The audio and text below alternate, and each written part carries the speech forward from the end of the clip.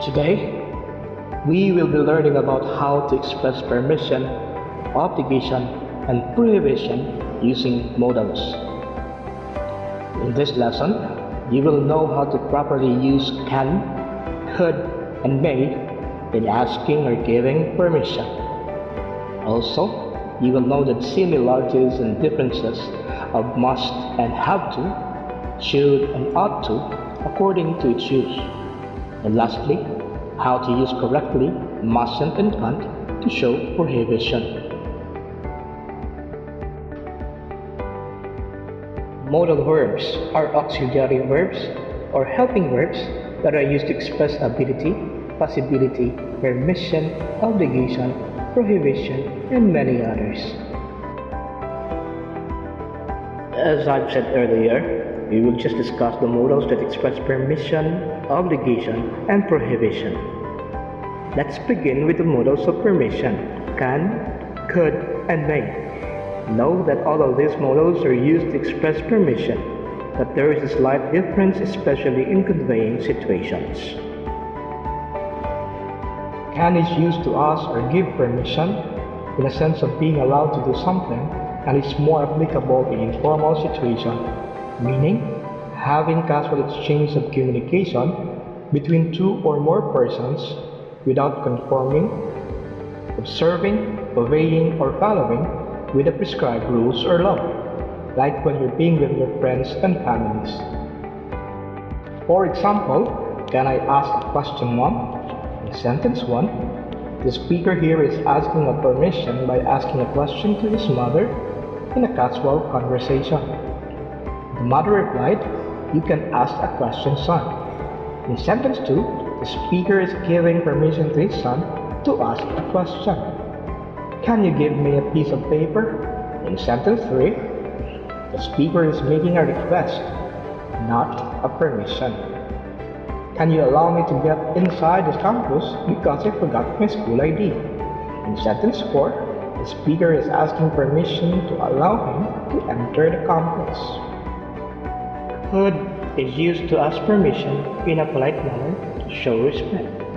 For example, "Could you permit me to ride a roller coaster?" In sentence 1, the speaker is asking permission to allow him to ride a roller coaster in a polite way. "Could I watch TV until 12 midnight, Mom?"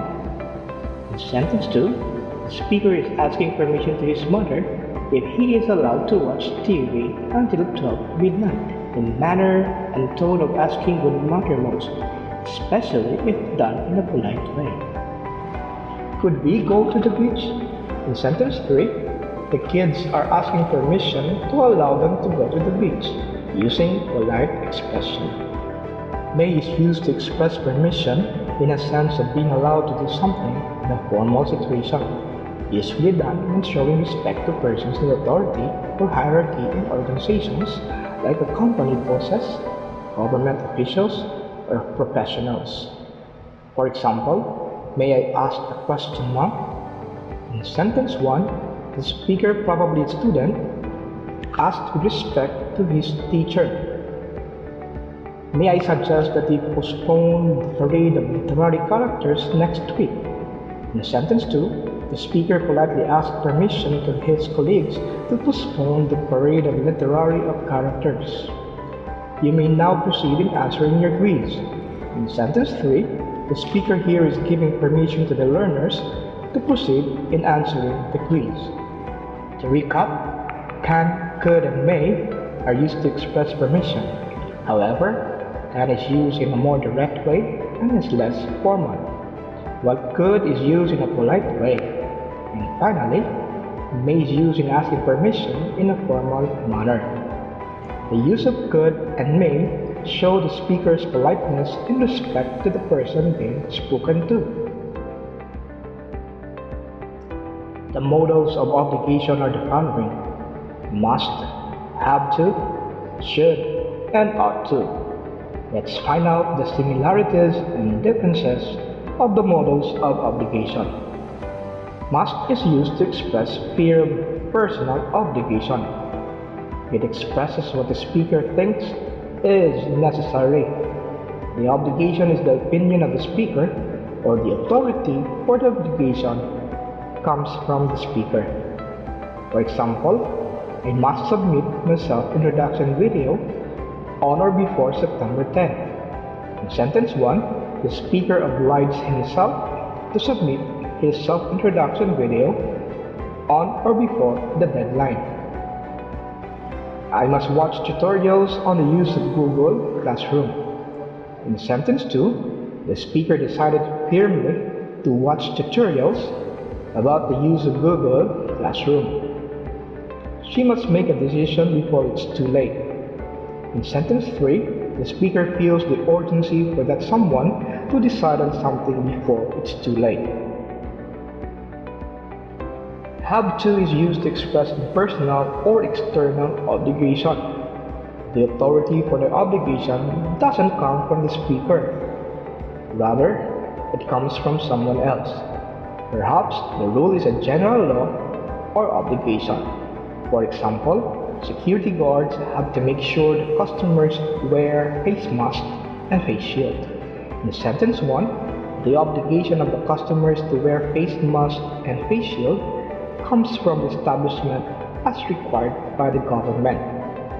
You have to submit your research next week. In sentence 2, the obligation to submit the research does not come from the learners but from the school. The teachers have to adopt modular learning modality to replace face-to-face instruction. In sentence 3, the obligation to adopt modular learning modality comes not from the teachers but from the Department of Education. To sum it up, both must and have to express firm obligation, only that they differ in conveying situations where must is personal or an internal obligation, while have to is impersonal or external obligation. Should is used to express weak obligation. However, the speaker has a choice to agree or disagree of what he has been obligated to do. For example, you should be wearing your seatbelt before the bus leaves. In sentence 1, supposed to be, the person being spoken to has the obligation to wear his seatbelt for safety reasons. But he has also a choice to wear his seatbelt or not before the bus is set in motion. I should edit my own self-introduction video. In sentence 2, the speaker has an option to edit or not to edit the video on his own. The speaker lacks the strong will to do the video editing by himself. We should finish this project before dark. In sentence 3, the speakers here lack firmness in finishing the project, meaning the project can either be finished before dark or after. Up to is used to express moral obligation. Someone should do something. For example, you ought to respect your parents and teachers. We ought to behave well while online class is ongoing. You ought to answer the worksheets before the deadline. In all of these 3 sentences, the speakers here are morally obligated to respect, behave, and answer.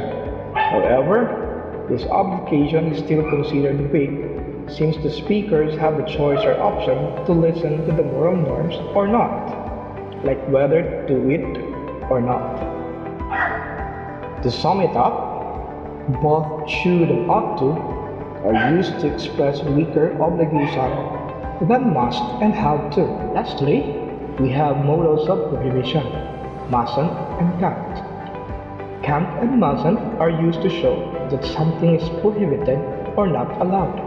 This is usually referring to general rules or laws that you are obliged to follow or obey. However, there is a slight difference of their use. Can't usually gives the idea of something that is against the law, particularly when we didn't make the rules, while mustn't means that it is the speaker who is setting the rule. For example, in using can't, citizens below 21 years old can go out under enhanced community quarantine. In sentence 1, the citizens below 21 years old are not allowed or restricted to go out based on the health and safety protocols implemented by the government. You can't enter Robinson's Mall unless you wear face mask and face shield with quarantine pass. In sentence 2, you are required to wear face mask and face shield, including quarantine pass, to enter the mall. If one of these three you fail to bring, then you can come inside the mall. He can't go to work today because he got sick. In sentence 3, because the person is sick, definitely can't go to work. In the use of mustn't, for example, we mustn't insult anyone because he or she is lacking. In sentence 1, speakers prohibit themselves from insulting anyone who is lacking. She mustn't drive the car because she is underage. In sentence 2, someone commented that because that girl is still underage, she is not allowed to drive a car. I mustn't copy my classmates' video concepts. In sentence 3, the speaker here wanted originality. Therefore, he prohibits himself from copying his classmates' video concepts. To recap, both can't and mustn't are used to express prohibition. The only difference they have is can't is used when the speaker says something against the law, while mustn't is when the speaker is the one setting the rule.